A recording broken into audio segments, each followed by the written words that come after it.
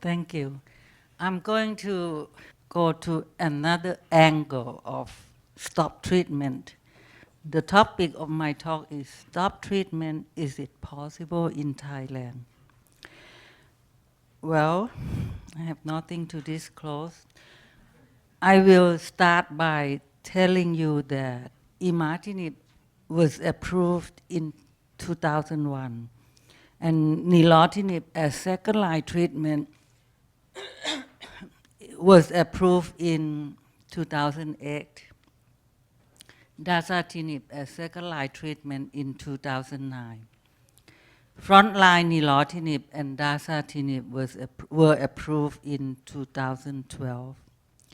Now, why am I telling you this?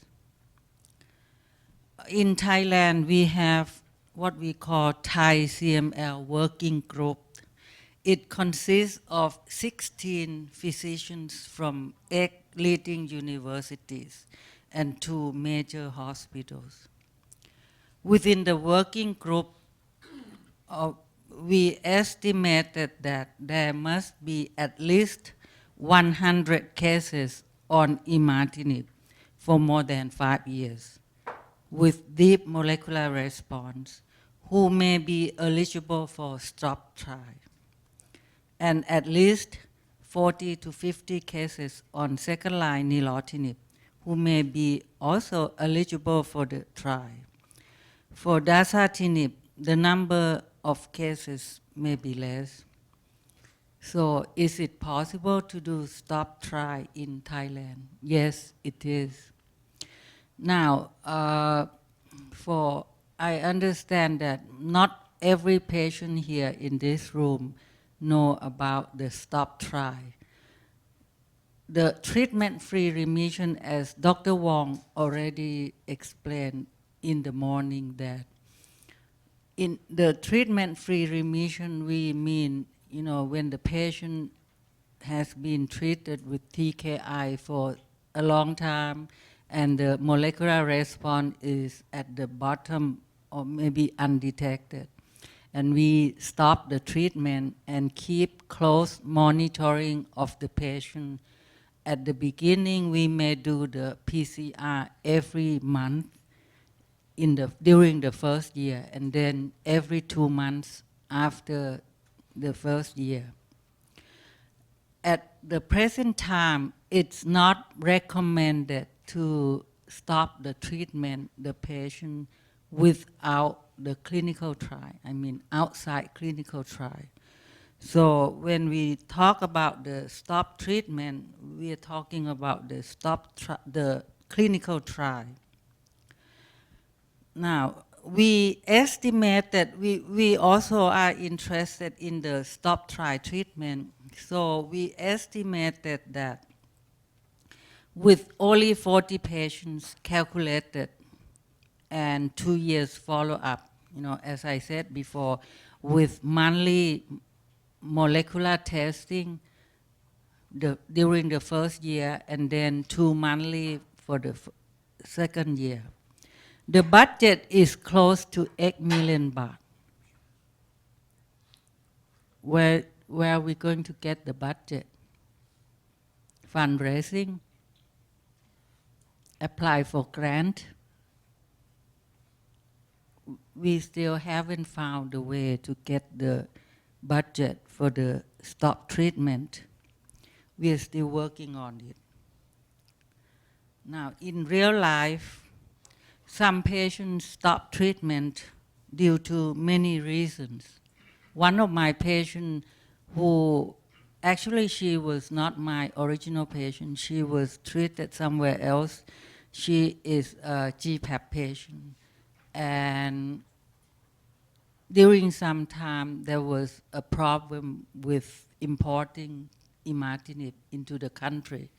So she did not get Gleevec for 6 weeks. And then she found out that she's pregnant. What are we going to do? Well, we encourage every patient to have birth control, effective birth control. But I don't know what happened to her. She got pregnant and she was transferred to me. After talking to her, she wanted to keep her baby. When I told her to do the abortion, she was crying. So, well, she has been off the medication for 5-6 weeks. So I recheck her everything, cytogenetic and molecular testing, and she is still in complete cytogenetics and MMR. So if she wants to keep her pregnancy, okay, I stop treatment and will keep her on close monitoring. This is real life situation. And there are many other patients who have stopped treatment from other reasons. And also, several patients keep asking, can I stop the medication? You know, almost every month or so, I will see patients who ask me these kind of questions. I kept telling them we don't recommend to stop treatment unless you are in the clinical trial. And I encourage them that we are going to do the stop trial, but I still don't know where to get the budget. So it's not easy to keep patients on medication lifelong. So is it possible to stop treatment in Thailand? Yes, but we are going to need a lot of money and effort.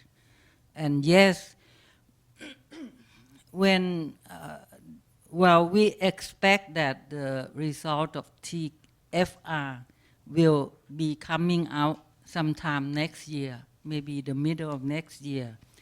By then, we would know more about the patients who can stop treatment and with close monitoring. So I think by then, we may be able to stop the patient on treatment with close monitoring, with more data after the TFR result comes out. So we are still working on stop treatment in Thailand, but I don't know when we are going to be able to do the trial. And that's about all I have to say. Thank you.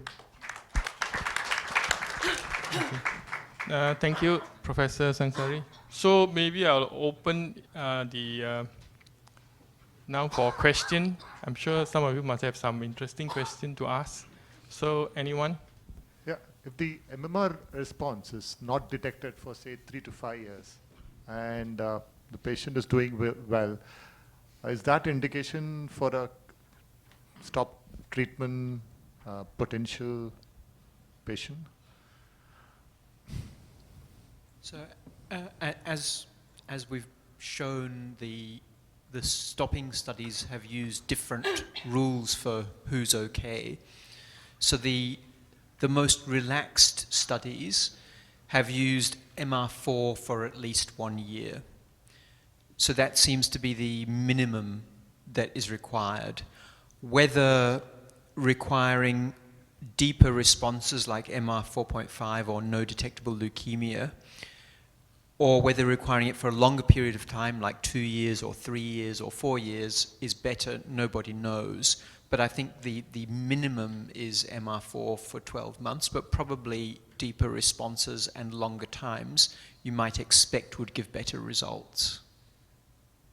I have questions is, if I'm understanding correctly from Dr. Rose, is if the patient stop taking the medicine, and even if they go back to the collapse, and if they take back the medicines, the result will be still the same. So if my understanding is correct, what is the philosophy of stopping the treatment behind? Is you encourage people to stop treatment, or it should be still be very conservative to stop the treatment, because if we try fail, if we stop treatment but fail, we just take the medicine back, so nothing lose. So why not just try to stop? That's my question. Thank you. It's a very good question, and I think it's actually quite a difficult question, and I'd be interested to hear what the other clinicians think. But so I don't tell people what they should do. I tell them if someone has had a deep response and maintained it for a long time, I tell them that they're in a group where this would be an option. And if they're interested in stopping their medication, then it would be possible to do so. But if they want to continue with their drug, that would also be a reasonable thing to do. Because we're all different. Some people are very nervous, they're very anxious. And I've had some people who have stopped therapy, and then every month when they come for their PCR test, they're frightened that the result is going to be positive. And so for them, it's such a stressful experience to be off the drug that really their life is worse because they're worrying all the time about what might happen.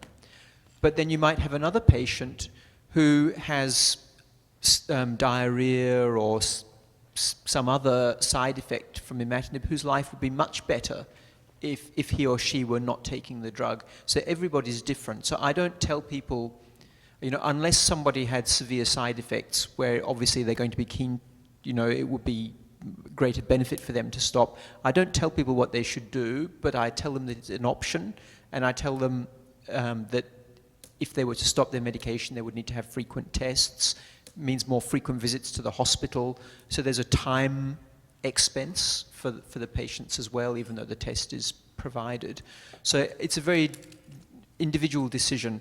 And I have some patients who could stop, who say, no thank you, I've been taking this tablet for 10 years, it's a normal part of my life, why should I change anything? So everybody is different. I think Dr. Ross, I think the problem is the risk. Okay, now the problem is that in the patient with CML, every single CML cell has a risk of developing mutation or causing progression. Okay, there will be new changes. Okay, apart from the Philadelphia chromosome, there's always a risk like this. So the overall plan of treating a patient maintaining on TKI is that you keep suppressing the clone to the very, very low level, so that the risk of developing a disease progression, mutation, transformation is very low. Once you withdraw the treatment, there's a risk that the disease may come back, the cell number will increase, and if unfortunate enough one of the cells develop a mutation, develop a disease progression, then the patient may not respond to TKI anymore. So far, the results suggested that most of the patients respond to the same treatment. But we cannot guarantee. Now, this is the problem. We cannot guarantee that every single patient will respond to the same treatment and get to the same degree of response. The problem is to the patient. Now, I think the patient, if I were a patient, I would ask, how about if I were unfortunate enough, I developed that mutation, I become resistant to treatment, I develop disease progression. Do I want to take that risk? Now, this is the problem that we are talking about. Okay? So some patients may be very nervous. I don't want to take the risk. I take the drug, it's doing very well, I'm happy, why do I need to take the risk? There's a lot of patients, I want to stop the treatment. I've been putting on treatment for so long, I really want to try stopping it. It's so troublesome to take it every day. That's fine. It's whether the patients can accept the risk or not. So that's why I fully agree with Dr. Ross that I don't ask the patient to stop treatment. But I tell them, now this is what the data we have. Okay? We believe that a proportion of patients may be able to stop treatment and still maintain a good response. Okay? But whether one would like to try or not is his or her own decision. Okay? And based on the risk assessment, based on the understanding about the disease, whether they are brave enough to do that, etc., or whether they have a lot of side effects, they want to get a break or whatever. Okay? There are a lot of reasons, and each patient is an individual, and it will be different. Okay? So that's overall concept. Hope you understand that. Dr. Ross, you mentioned about the side effects withdrawal from imatinib. Is that a real thing, or you have experience that patient even cannot tolerate the withdrawals from imatinib? So it is definitely real, and it's quite common. The severity of the aches and pains in some people is actually quite bad. I had one patient who said that she felt much worse when she actually stopped nilotinib, and she said that she felt much worse when she stopped, and the aches and pains can go on for some months.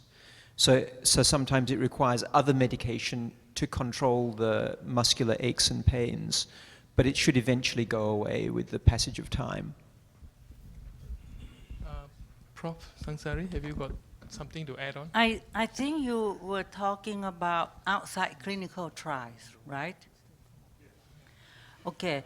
The problem with the stopping treatment in outside clinical trials is that patients are not obligated to do what the protocol says. Now, if I want to stop the treatment in my patient, let's say my patient really wants to stop treatment, I would do exactly what the clinical trial says. I mean, monitoring the molecular monitoring every month. But the problem is when you are not doing the clinical trials, you get, sometimes the patient cannot come every month. That's first thing. Second thing is you may not get the result of the PCR by the time the patient comes. So there are so many problems in doing things outside clinical trials. I wouldn't do that, but if my patient really wants to stop treatment, I will do exactly what the clinical trials say.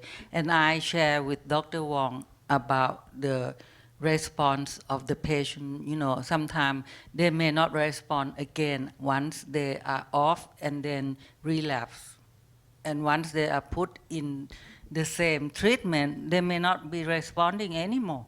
Who knows?